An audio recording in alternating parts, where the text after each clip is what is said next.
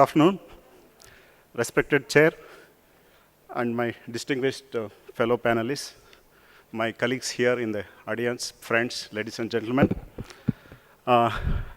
Next 7 to 8 minutes, I'll take you through about our perception in this topic of satellite communications, emerging trends, technologies, opportunities, and issues. Yeah, I'm starting with this slide, not to dwell too much on the history, but to bring out that the satellite communication has never been a static or a constant thing. Every 5-6 years, we see there is a substantial change in the technology, the change in the capacity it brings out, the change in the application which SATCOM has been catered to. Suppose in India, the SATCOM era started with, in the early 80s with INSAT 1 series. That time we had only a handful of payloads, transponders operating in S-band and C-band, catering to only selected government services. In the next decade, we saw that a lot of VSAT activities coming into India, enterprise network, a lot of television broadcast channels coming in.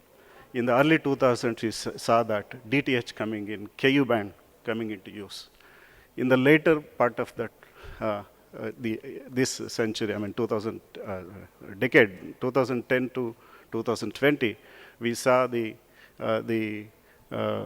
operations of high throughput satellite, the enhancement of capacity, wide range of applications, again, customized applications. Now we are starting with, again, the other dimensions of LEO satellites, MEO satellites. We are also even talking about the working, both the LEO and GEO satellite together, bringing the connectivity solutions. Can you go to, sorry. Yeah, here, let me start with where we are today in India. As far as satellite communication capacity is concerned, all of you know that we have been catering to the requirements of various applications from our own domestic satellites, which built by ISRO, built and operated by ISRO. At the same time, the capacity requirements were also met by availing the capacity from the other satellites, from the other satellite operators. So just a few numbers here. We have today around 315, more than 315 transponders in various bands. And also we have the 25 Gbps of capacity, high throughput capacity. We are also using about 111 transponders from different satellites from the geostationary orbits. And also we have about 2 Gbps of high throughput satellite being used in the country. So now we know the changes that with the space reforms. Now 10 operational satellites have been transferred to NSIL to own, operate, and manage the capacity. In addition to that, NSIL, from the launching onwards, they have taken a new satellite, namely the GSAT-24, which is catering to exclusively the DTH applications. So the era of owning and operating satellites by an industry or a public sector unit in India has already started. If we look at how the satellites are so far used in India, so if we look the first pie sector there, the red indicates that is the capacity made through Indian satellites. The blue one indicates that the capacity made through foreign leased satellites. The second pie chart shows that how the capacity has been used for different services.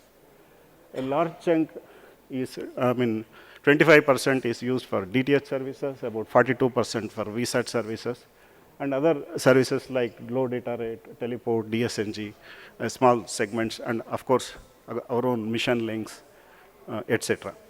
And coming to the user sector-wise, again, we see that government is about 21%, and the strategic requirement is about 21%, and government and PSU about 20%, and nearly about 46% is used by the private service providers.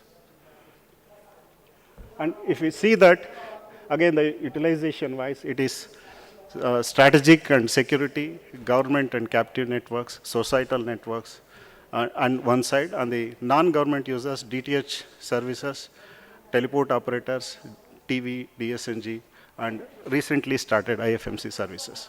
So there are other many sectors which need to be catered to from here onwards.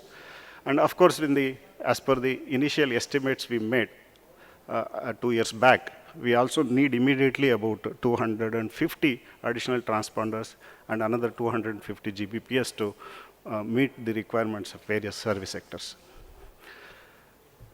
Our experience in high throughput satellite is from 2017 onwards, we have brought the high throughput satellites, namely GSAT 19, 11, 29, and of course GSAT 20 is also in the advanced stage. We are expecting NSIL to take it forward.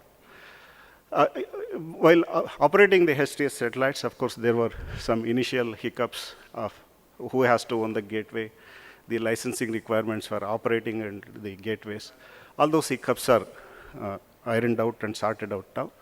The satellite capacity is now being put to use by government requirements, and also some of the visa service providers already taken the capacity. And the initial feedback is they are happy with the performance. They are happy with its capacity, capability, and all this. So already the technology is available for meeting the high throughput requirements in India. Now, coming to today's topic, that is the emergence of new applications. I have tried to list down some of the major applications. On the left side, these are all the service areas which have been catered to so far. That is television services, VSAT services, cellular backhauls, radio broadcasting, mobile satellite service, societal applications, strategic, and also maritime coverage. So what is now we are seeing as emerging trends in the applications is Internet of Things.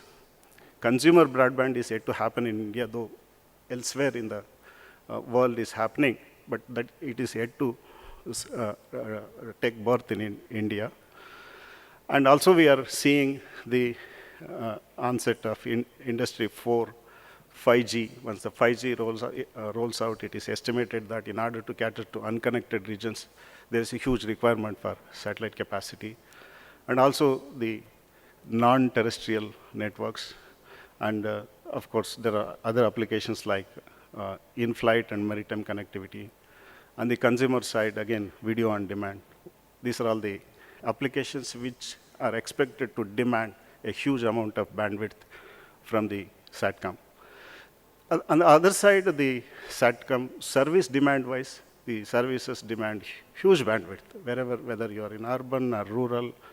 The capacity requirement today projected is quite high.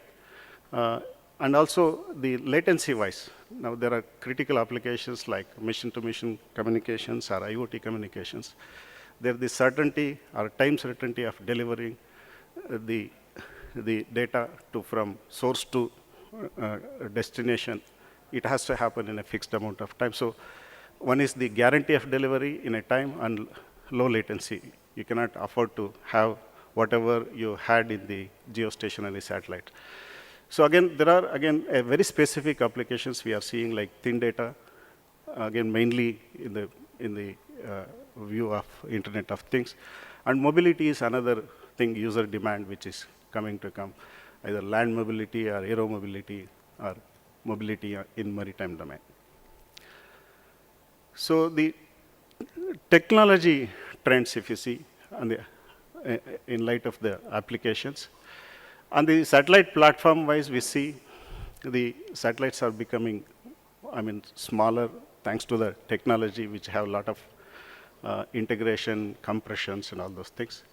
And on the propulsion sides, we see electrical propulsion systems and high power handling capacities.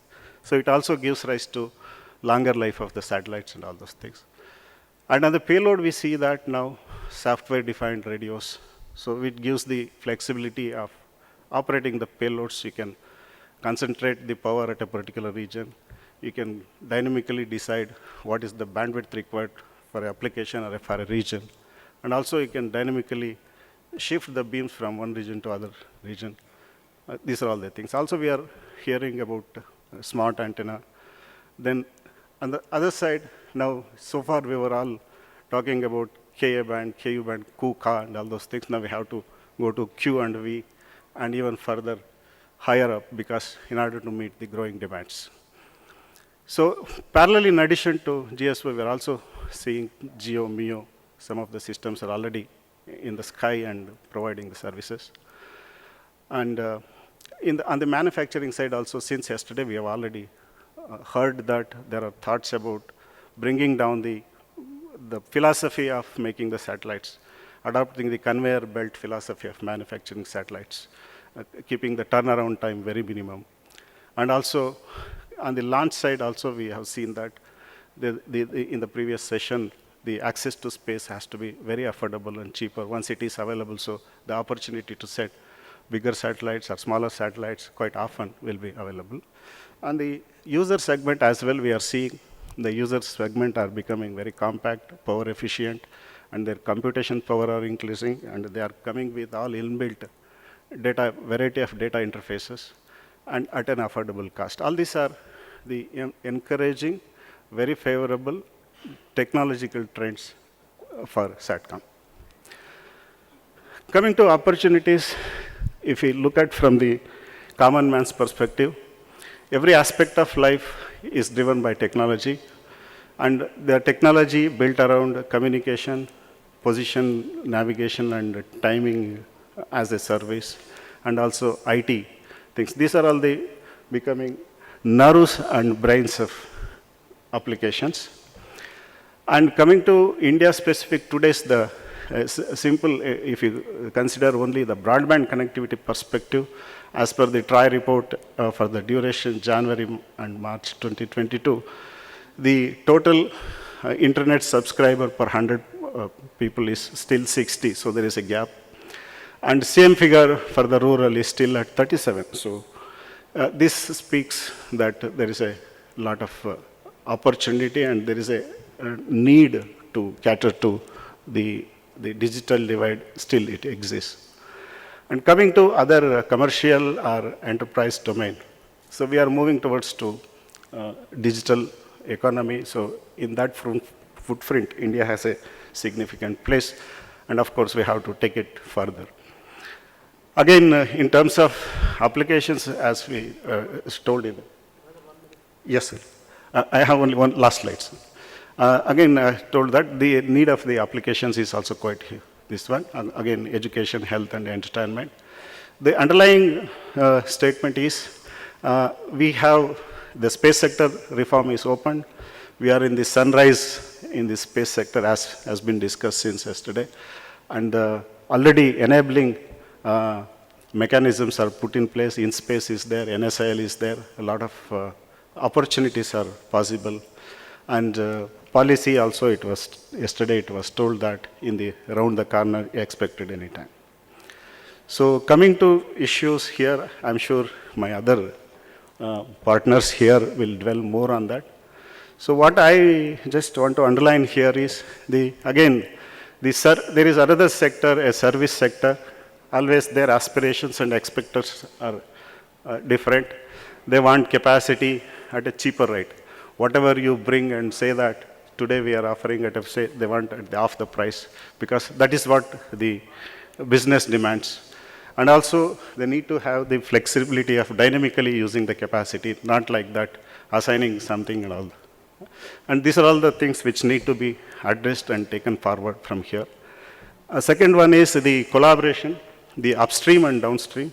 So far, there was an isolation. Upstream was done by XYZ, and downstream is done by other set of people. There was again a wall, an invisible wall, I think.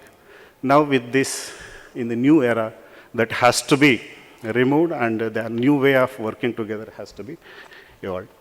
I think again, for the SATCOM, the perception from the competition from the terrestrial technologies. Of course, there were regulatory challenges that are being addressed now. These are all the things I wanted to share it with you. Thank you very much.